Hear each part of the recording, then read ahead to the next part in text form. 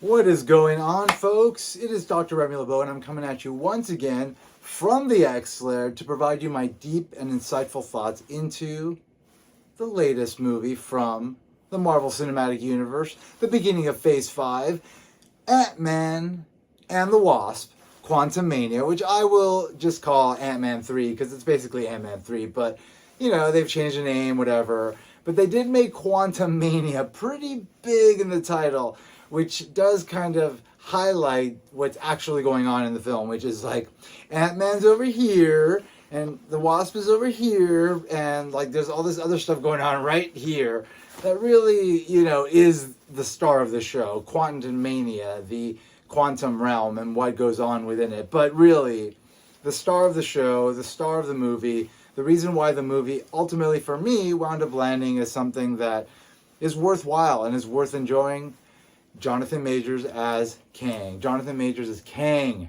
Jonathan Majors as Kang. This is everything that was good about this movie. Like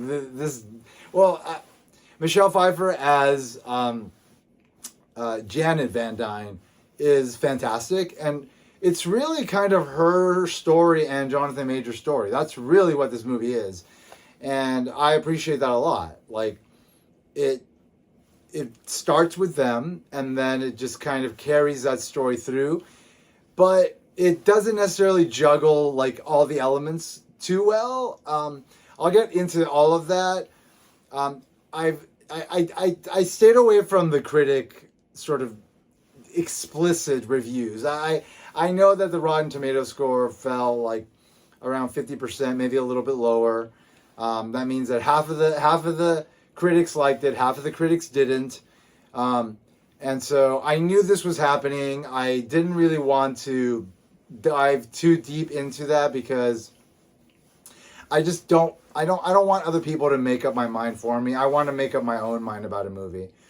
As all of you know, I'm a hardcore Marvel fan in general, specifically the X-Men. The X-Men are my jam, they're my butter, they're my peanut butter, they're every kind of spread you can think of, including the spreads that are not suitable for children.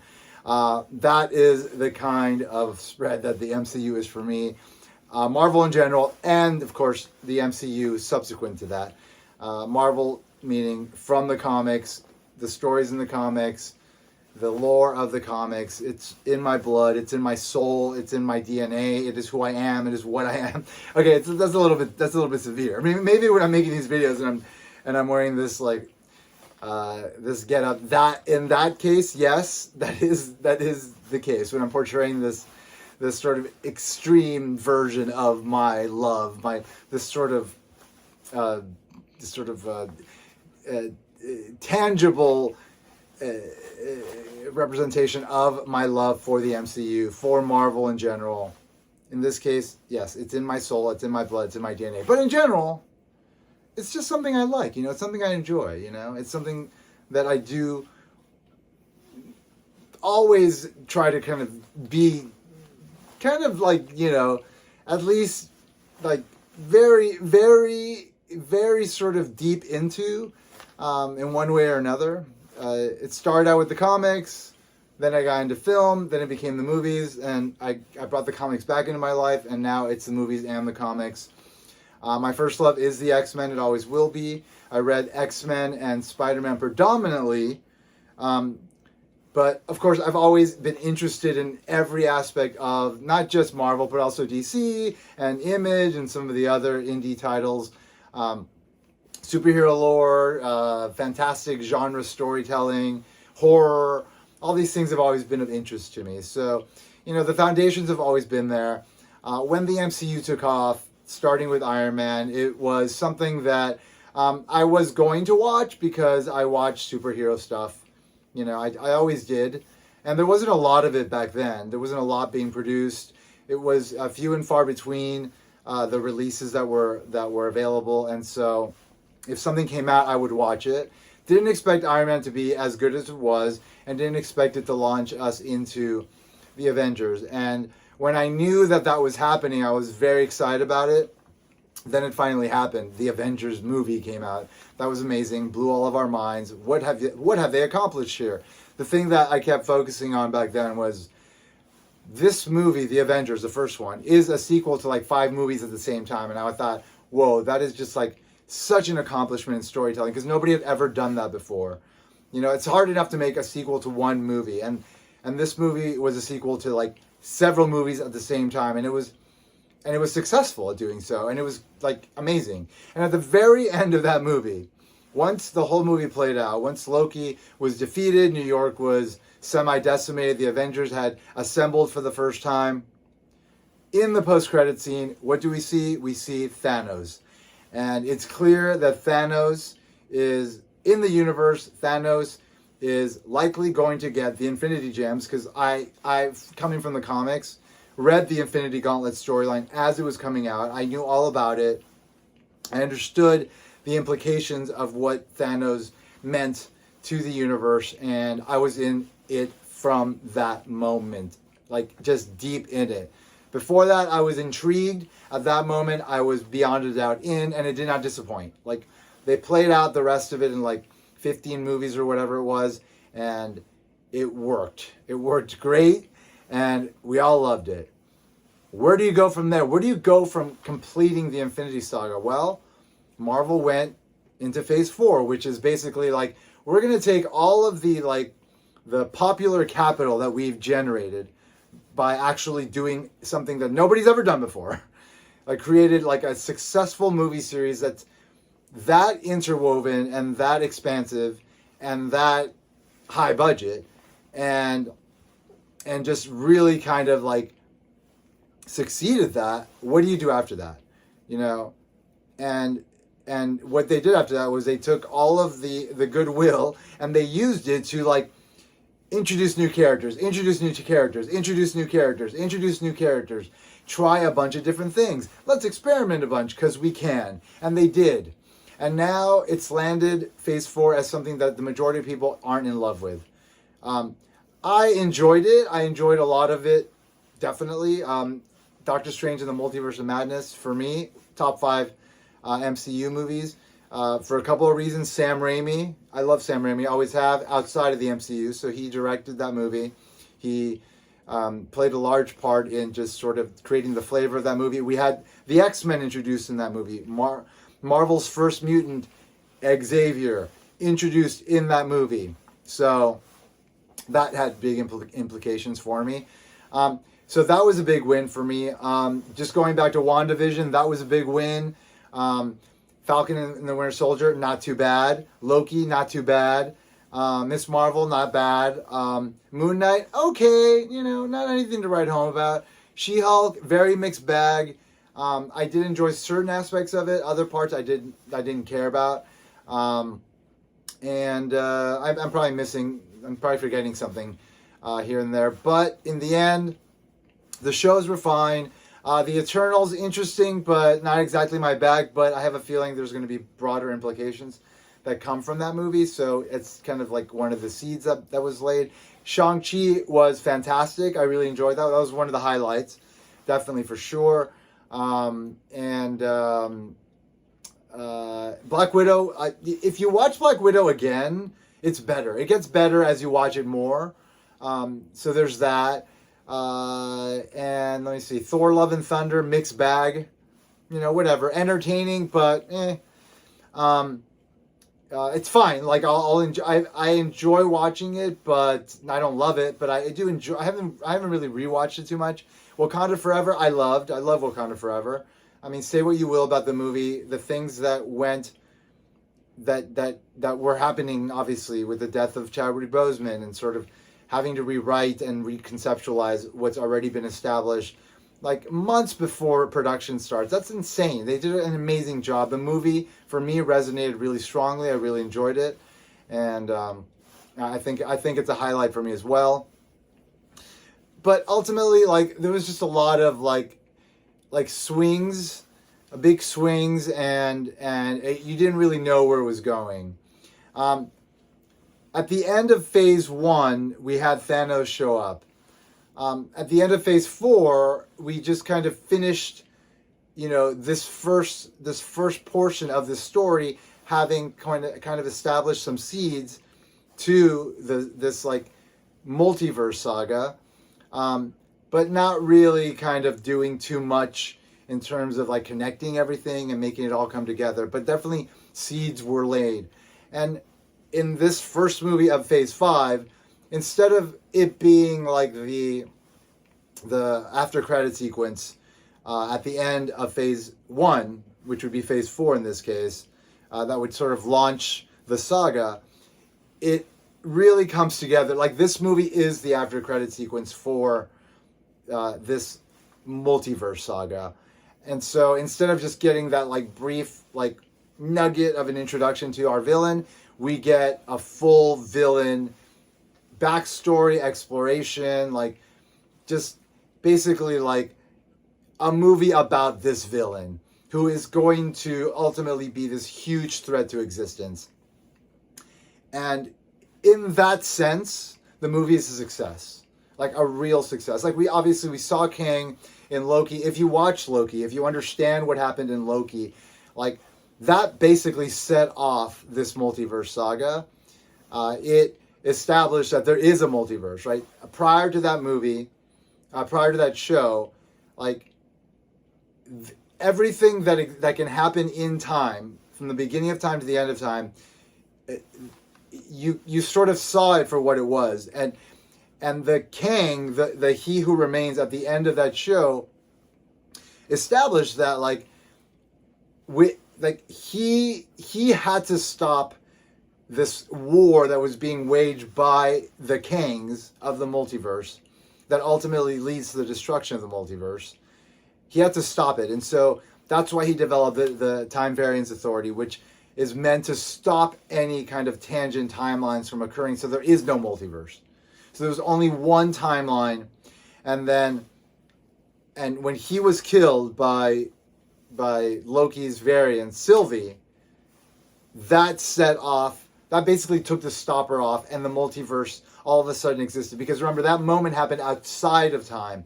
And so this whole thing that maybe had already happened or would happen or just was constantly happening again and again started to happen again. And so this movie, this introduction to this version of Kang, is sort of kind of like the tip of the iceberg to what exactly was set off by that moment. And we saw a version of Kang, of He Who Remains, that was an awful threat. And again, played just superbly by Jonathan Majors. Like, the guy, he sells it so well. Like, he's such a great actor. Like, he really brings the gravitas and the authenticity to the role. Like, he believes in it. He takes it seriously. And and because of that, I take it seriously. And like, he's sort of made, I think he makes this saga. Like, he is the saga. Like, if he wasn't effective, it would all fall apart. They did such a great job of bringing him in and having enough faith in him to become that sort of like found that kind of backbone to this new saga. It's so great that they got to get the right person, to really kind of drive that home, so that in the end, like, I walked away just thinking about Kang. In the end, like, do I love the Antman movies? Never have. They're fine. The first one, fine. I know people kind of like it because it's kind of quirky and fun, and it is. It's enjoyable, but it's not like enormous. Like, it doesn't, and like, Scott Lang himself, Paul Rudd. I mean, Paul Rudd is fantastic, but he's a supporting character. And like, you kind of saw that in the Avengers movies, he's just kind of like this goofy kind of side character. And as the goofy kind of side character, he works. But like, like that moment in Endgame when like, he's at the Avengers compound, they just figured out time travel, and like the whole gang's coming together, and the Guardians of the Galaxy, they arrive, and it's Nova and it's Raccoon, and then Nova basically, like, they have a brief interaction with Scott, and then they're like, and then they basically call him an imbecile, and then she warns like Jordy, is that his name? Damn, not Jordy. What am I saying? She warned. I've had a long night. I'm running out of steam here. My throat is running out of steam.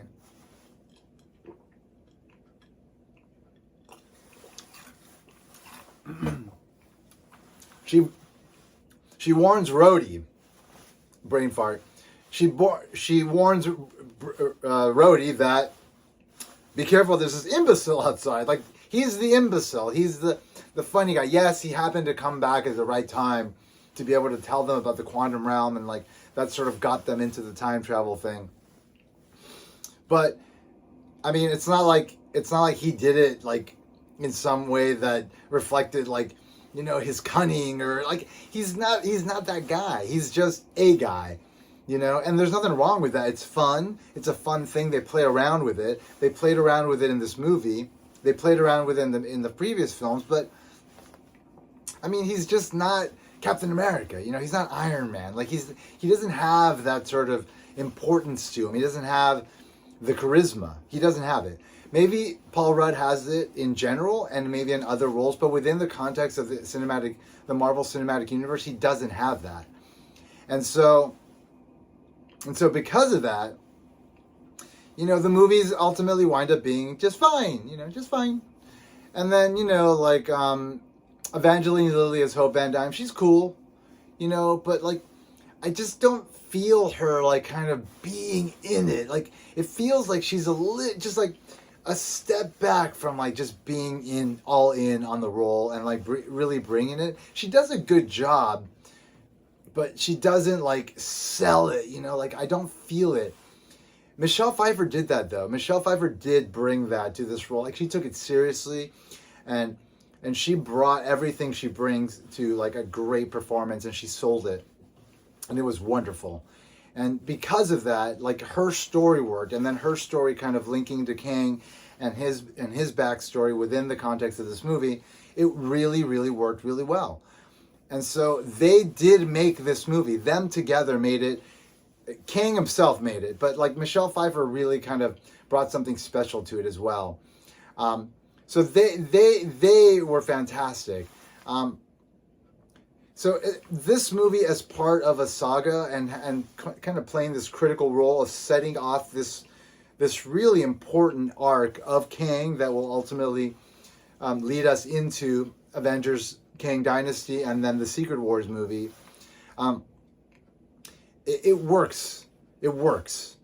You know, now if you think about it as just its own movie, and if you think about it from the lens of like these people that are like the Marvel naysayers that like just they want to see Marvel burn because they hate the fact that like Marvel's so popular and they have so many films and everybody loves it so much, and they talk about like it's responsible for the death of cinema and all this stuff, and it's like these people just don't get it, you know. They just don't understand that what is actually happening, like what this is something completely different than what came before. It's not exactly what came, you know, it's not exactly the thing that has ever happened before. It's its own thing. And like, for you to kind of judge it and compare film in general to it just doesn't work, because it's its own thing. Like, nobody's ever like done like sort of this serialized story on this scale. And so it represents a different type of storytelling, a different type of filmmaking. And I think the backlash is just like a normal sort of backlash that people have against things that are popular, and especially when the people that are sort of reacting to it don't truly understand it, like on the level that like a fan does. You know, like, I get it because I've been reading comics my entire life, and so have a lot of people that love it, you know? And so we can see it for what it is, and we can appreciate it for what it is and what it's trying to accomplish. But the rest of the folks, because it's so popular, they have to judge it on like these other dimensions of like, well, how is it affecting the art of film? And it's like, who cares? Like, the art of film is still there. People are still making artistic films. I don't know if anyone's ever seen Everything Everywhere All at Once, but that was like a work of art, and it was multiversal, and like, it's very interesting, and it's done in an interesting way, and visually it brings something special as well. So there's definitely a lot to it. And there's a lot to all the other ways that film can still explore the art of film and not be affected at all by the popularity of Marvel. But again, like, people need to criticize and people need to harp on things that are popular because, you know, it's just the way of people. You know, people just need to criticize things and figure out how something is terrible in their lives, you know. It's like, fine, whatever. Just have your little backlash, like, talk all your poop, whatever. Like, the Marvel Cinematic Universe is going to continue to do what it does, and people are going to continue to love it. There's going to be a lot of people that are going to hate it, but there's going to be a lot of people that are going to love it. And enough people are going to be in that camp of loving it that the people that hate it aren't going to have a voice, and they never will. Because they will always be drowned out by the masses, by the popular reaction to just the wonderful sort of interconnected storytelling that this series is engaging in. That has, again, nothing to do with anything other than what it's supposed to be, which is just like this great serialized story within the Marvel universe, telling stories within the Marvel universe, something that started like over 60 years ago and it keeps growing and it keeps becoming something else. I mean, if you're reading the comics, it's constantly evolving. The stories are constantly evolving, and what they've done recently is like sort of set up devices within the story to be able to continue the stories, like, you know, having like resurrection mechanisms and all these things, all these ways to justify like why you can continue telling these stories with the same characters that have the same origins that go back to, you know, the 50s, the 60s, whatever. But because of these mechanisms within the story, you can continue those same characters with their same origins indefinitely into the future and tell really interesting stories. And so the comics are doing that, and then the films are doing that as well by, again, using one of these key like story engine mechanisms, which is the multiverse. Like, it's clear, like, both DC and Marvel know that the multiverse is the way to keep stories going. And so they're really leaning into it because it's how they survive. Like, by them basically establishing, oh no, there's an infinite amount of universes and there's an infinite amount of versions of each character. Like, that's basically like, that means we can recast any time, so we can keep characters going with new actors, and we can keep telling infinite stories. So if something goes completely wrong, we can just jump into another universe and just start it all over again, you know? So it's all part of what they've always done. You know, Crisis on Infinite Earths is the one story that DC told back in like the late 70s, early 80s that established a multiverse. And then that basically told us like, hey, by the way, like, you could have versions of characters that maybe weren't around for forever, had been around, you know, their era was done. You sort of restarted the universe with a different version of the character, and then you can have those characters collide and come together, you know. And we saw the best example of that in Spider-Man Into the Spider-Verse, and then of course Spider-Man No Way Home, which is probably one of the best, also one of the best films of the MCU. Top 5 for me as well, definitely, without a doubt. Spider-Man No Way Home is phenomenal, and it's a multiverse story, just like Doctor Strange and the Multiverse of Madness. Like, and so like, that's what these movies are doing. That's what these stories have been doing forever. Just focusing on like these story engines that can keep the stories going indefinitely, because like nobody's ever told stories for that long, you know, like that's never happened before in history, where you just like, you keep stories going, you know, indefinitely. And obviously business reasons are behind it to an extent, but if there's enough of a creative force that's being kind of guided or like thrust forward by the money, then you can keep the stories going if the creatives are successful in being able to execute stories that reflect this engine's potential and ultimately exploit it. And that is what's happening in the movies, in the cinematic universe, the Marvel Cinematic Universe, and also in the DC EU that is now going to sort of reboot with this Flashpoint movie and just kind of take it in the direction it's going to go. So I see it for what it is. Everybody can criticize it on a level that, you know, whatever. There are flaws to Antman and Quantumania. Antman and the Wasp, Quantumania. There are definite flaws, and I'm about to talk about them. But as a portion of a saga, as a sort of a kind of launching pad for the second act to the third act of this saga. It works. It totally works. And again, Jonathan Majors played enough of a role as Kang, and he sold it enough, and there was enough of it, as well as the Janet Van Dyne story that sort of like kind of linked us to that main story that happened in the beginning, because it took a while for us to see Kang in the movie. I was just like, okay, when's Kang coming, you know? And so like, but prior to that, like we had the Michelle Pfeiffer story that was kind of taking us to that story. That all worked. And then of course the stuff at the very beginning with Ant-Man kind of being the silly character he is, I liked it. It was fun. It was tongue-in-cheek. It was very exactly what it needs to be for that character. And so that was entertaining as well. But this is the problem with this movie. I'm hoping that people that are criticizing it are focusing on these things and not focusing on like the greater ramifications of like the MCU and like superhero fatigue and all this bullshit that they need to fucking say because they need to say something about how awful the MCU is because they can't fucking understand it for what it is, and they just need to hate something because, you know, that's what people need to do. They just need to hate something, right? I hope they're focusing on the actual flaws of this movie. And let me say this first, like, respectfully, Peyton Reed, the guy that directed this movie, like, I mean, you know, Edgar Wright basically conceived the first Ant-Man, and then he walked away when it was basically incorporated into the MCU because that wasn't the vision he had. And Peyton Reed came in, and I think he was able to kind of build off of that, and so that's why Ant-Man 1 like worked really well, because that Edgar Wright element was there.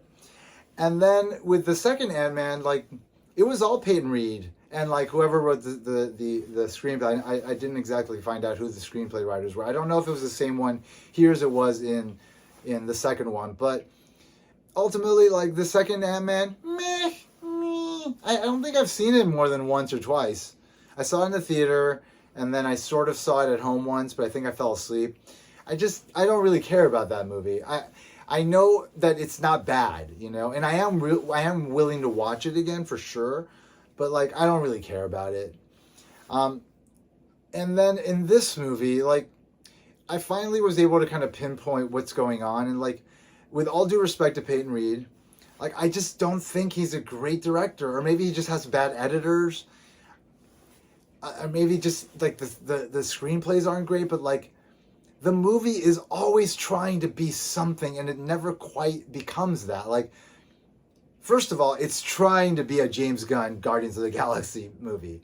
And that sort of tongue-in-cheeky kind of like comedic aspect to the MCU is something that Joss Whedon kind of perfected back in Buffy, really. And then he brought it into the Avengers and he did a really good job with it.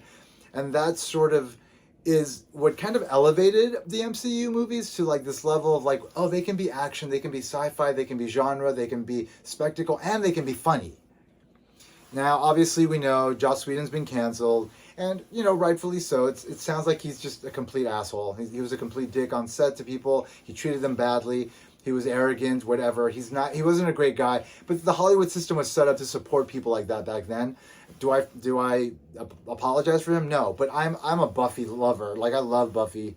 Buffy and Angel were my shtick forever. And when I heard that he was doing Avengers, like, I knew it was going to work, and he made it work. And Avengers 2 worked as well. I mean, you can just go back to my review of Avengers 2 when it first came out. I loved it then. I still love it. And Joss Whedon's a big reason for that.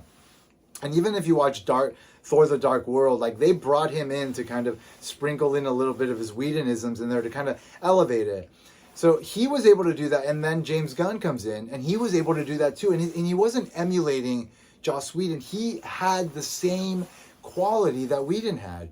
He had that love of these stories. He's a geek, and he's also funny. And so he created like this special blend of kind of like the weird with the funny, with the serious, with the otherworldly, with the spectacle, with, you know, it all worked. And that's why Guardians worked. And that's why you could take these really obscure characters and just make something really special with them. Just build a whole franchise around them, you know? And ultimately be one of the reasons why the MCU has worked so well. You know, they're one of the pillars of that. And, you know, we have Guardians of the Galaxy Volume 3 coming out soon, and I'm so excited for that because it's James Gunn being James Gunn. Like, you can see it in the trailer. It's just like, okay, this is going to be more of this stuff. And I really enjoyed Guardians too. I know some people didn't love it too much, but I did. I really enjoyed it. And I have a feeling I'm going to really enjoy Guardians 3. In this movie, I saw Peyton Reed, like, trying to be James Gunn. Like, trying to do the James Gunn thing. Like, a lot of the moments, like, there were, like, these jokes that if James Gunn had done them, if James Gunn had directed them, if James Gunn had written them, they would have worked. But they didn't. Like, all the stuff with MODOK, the dude that was Yellow Jacket in the first one, like, it became kind of jokey, and, like, it's the sort of thing that would have really worked if James Gunn was behind it, but he wasn't. And it didn't really work. And there were, like, a lot of jokes that were happening, like, in these, like, kind of groups of these weird characters in the quantum realm. And if James Gunn had done those, they would have worked, but they just weren't working, you know? And then this girl that was hired to be Cassie Lang, Scott's daughter, she wasn't great, you know? Like, I feel like if James Gunn had been involved in making this movie and, like, casting somebody in that role, like, he would have picked the right person who could have brought, like, the right sort of comedic kind of tone and level to it that really worked. But this girl, she's not a bad actress by no means. Like, she was fine, but, like, I could tell, like she was trying to sell something and she just couldn't do it. It's not her fault, but it wasn't quite working for me. So there was, like, a lot of that was kind of falling flat. And then Michael Douglas, I could tell that Michael Douglas just didn't care. You know, like, he just didn't care. Like, you could tell, like, there was like a distance between his performance and him. It wasn't like Michelle Pfeiffer, who was, like, taking it 100% seriously. So much so that it's like, okay, I'm all in on your story here. And the importance of your story, I'm all in on. And, like, how it ultimately highlights the bigger importance, the bigger implication of this movie totally worked for me. So thank goodness for Michelle Pfeiffer, and thank goodness for Jonathan Majors. And then beyond that, again, like Hope Van Dyne, Scott Lang, yeah, fine. Casey Lang, and then, like, a lot of the other characters, MODOK, you know, it's just, it didn't, like, none of it really mattered to me. And, like, a lot of the spectacle of, like, oh, Ant-Man's huge now, and, like, we've seen that, like, 4 times already. So it's not like when it happens, it, like, blows my mind. It's just like, oh, okay, cool, he's big again, like, you know. But when you see Kang, and you see Kang kind of going off, like, first of all, Jonathan Majors just, like, selling his performance with that sincerity and that fucking authenticity and that intensity. Amazing. And you know, and then seeing him, like, show his force and, like, using his power and just, like, being this incredible fucking force to be reckoned with. Amazing, you know? Like, everything that I wanted from this movie, he brought. And like, if he was not in this movie would not have worked. If Michelle Pfeiffer was in this movie for, like, that first third, it might not have worked. So definitely them two are the MVPs of the movie, and because of it, it works. It works as, again, this piece of a greater whole. And is there a problem with that? Is there a problem with a movie within the Marvel Cinematic Universe, within a second saga, like, you know, being intentionally a part of a bigger story? No, because that's the nature of this kind of storytelling. If you're going to judge it on that level, then you're basically saying this thing that works really well that nobody else has done, it sucks. Okay, so you think it sucks because you don't like genre, you don't like superheroes, you don't like Marvel. Okay, fine, then don't watch this stuff. You know, don't go to the screenings and criticize it. Like, just watch something else. Talk about something else. Like, this isn't for you. This is for people that enjoy this stuff. That's what it's for, and it does it really well. And this movie works in that case. If you're going to judge it as just a movie, like on its own, no, it's not a great movie. If you just look at it as its own movie, it's not a great movie. But if you look at it as part of a saga that introduces the major villain of the saga, it fucking works. And that is what it was intended to be, and therefore it works. But if you're going to sit there and be on your high chair and look at this from like this, oh, high art film is this, and this is what this is, and it doesn't, like, if you're going to judge it on that level, then you don't really, you're looking at it through a lens that it's not meant to be looked through. But I mean, you can say whatever you want. People can say whatever they want. They can criticize in whatever way they want. But like, it's not going to affect ultimately what this movie's supposed to be and the impact that it ultimately has within the context of a greater story that it's telling. The people that are into this stuff are going to enjoy. So that's that, you know? It's like these people like that hate Marvel and hate the Marvel Cinematic Universe, like they want it to fail, and they're just looking for reasons to criticize and tear things apart. It's like, okay, fine, you do that, but it doesn't mean that this is that what it's accomplished within the framework that it's intended to, like, work, like, it doesn't undermine it, because it works, and it worked for me, you know.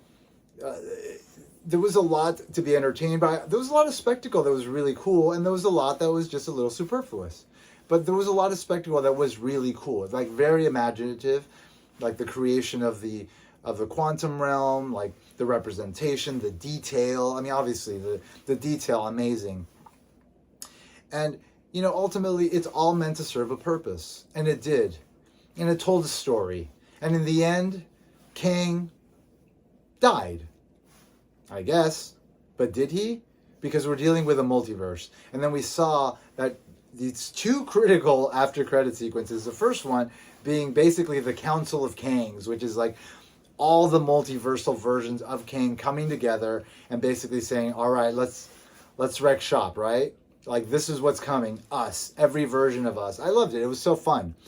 It was such a great way to kind of look at that sort of the potential of what multiverse could be, you know, in terms of like what a villain like could be within that context. So it worked in that case, in that sense, and it also worked in just what we saw. Jonathan Majors, you know, acting as all these different versions of Kang, fantastic. And then ultimately, if you go to the very last after credit sequence, you take it to Loki. You know, Loki is where this started, and now you can see that the story continues there, at least with one version of Kang. Or Loki's sort of trying to sort of figure out, okay, well, what happens now with this Kang, you know, this Kang that exists, that might be the originator of the Kangs, who knows? I don't know what's going on there, but clearly we're going to tell a very expansive story about Kang. And I'm all in on it. It's exciting. I love it. Let's go. Loki season 2, give it to me. Give it to me in my veins. And then give me the rest of the saga. I'm excited. I can't help but be excited. Like, this is great stuff, you know? It's just really wonderful. It's really, really wonderful. I mean, keep giving it to me, man. Like, why not? I still read the comics. I mean, I focus on the X-Men, of course, and there's some really fun stuff happening in the X-books right now. They've really gone deep with Sinister, like really like pushing the concept of Sinister really far, Mr. Sinister. Like really, really far. And like, it's fun. It's super fun. Sinister has always been a favorite villain for me. So that's super fun. We're about to get the reemergence of the X-Men animated series as X-Men 97. It's going to continue from the season, the end of that show. It's going to continue. And it's coming this year. I mean, how exciting is that? And like, you have to imagine that like, it's going to take the story from where it ended to where it is now in the comics. I mean, I want to imagine that. And I know that Jerry Duggan, who's currently one of the main sort of shepherds of the X-Men stories, who's writing the main adjectiveless X-Men title, he said on a podcast like a year or two ago, he's like, you know, the way Krakoa operates, which is like the mutant nation, where they have like the resurrection of mutants, etc. Like, that's something that we're going to see represented in other media. He said it. So it's either going to be in the cartoon or in the movies, or both. I'm thinking both. Because you have to establish in the movies that there is a Krakoa, there is a society of mutants who have come together and have developed a mechanism through the combining of different powers to resurrect mutants, to store their DNA, to store their consciousness, and be able to resurrect them if they die. And therefore, you don't have to change the origin of Magneto. You don't have to change the origin of anybody. All of them started where they started in the comics, where we've always known them. Magneto can always be a Jew that was in the concentration camps forever. Because when he dies, he's resurrected with the same memories. And it's not a different character. So we got to go there eventually in the movies so that we can keep that story going. And then you can just keep resurrecting these characters as different actors. It's fine. It totally works. So that's coming. So there's just so much coming, and like it's Marvel, you know, like a million characters, a million different story possibilities. I mean, Kevin Feige said like the comics have been going on for like 80 years, and he wants to keep the Marvel Cinematic Universe going for 80 years too. Because why not? You can keep telling stories like these big, broad stories that are super ambitious and like go in really odd directions. You can. Why not? You can do it. Just keep introducing characters, keep bringing back fan favorites, keep making new fan favorites, and just keep it going. Why not? Oh, because all the critics hate it because it's killing cinema. I'm like, fuck you, critics, and fuck your opinions. Go suck something. I don't know, some random thing. Anyway, I enjoyed Quantumania. You know, on a scale of 1 to 10, yeah, I would give it like a 7.5, maybe like a 7.5. But I give Kang a 10. You know, I give Kang a 10, and I'm really excited to see where Kang is going to go in this broader multiverse story. I can't wait to see this just keep kind of branching off and telling this bigger story. It's going to be so cool. I just give me more. More. We got Guardians coming. We got we just found out there's going to be another Spider-Man movie coming. We've got Secret Invasion, which is one of the new shows coming soon. We've got a Daredevil story coming soon on Disney Plus. That's going to be like 19 episodes. It's going to be really amazing. Yeah, there's just so much coming. It's so great. It's just going to keep growing and expanding, and people are going to keep hating it. Oh God, I hate it. I'm like, just keep hating because you have to hate because you're a hater. But whatever. As far as I'm concerned, Antman and the Wasp, Quantumania, another fun experience. Not a top 10 MCU movie by any means, but Kang is a force to be reckoned with. This movie really leaned into that, and I'm really excited about that. Anyway, I hope everybody is doing as well as you possibly can. Life is nuts. The world is crazy. It's just the way it is. Hang in there. Keep on trucking. Keep believing in yourselves, and we'll take on another day, and then another week, and then another year, and we'll just keep taking it on. We'll just keep taking it on because that's what we do. That's what we do. Anyway, I hope everybody does the best they can, and I'll see you on the next one, huh? I'll see you in the next one. As always, I want to remind you that if you haven't already, you better put an X in the box because ain't nobody checking me. Take care, folks. Bye-bye.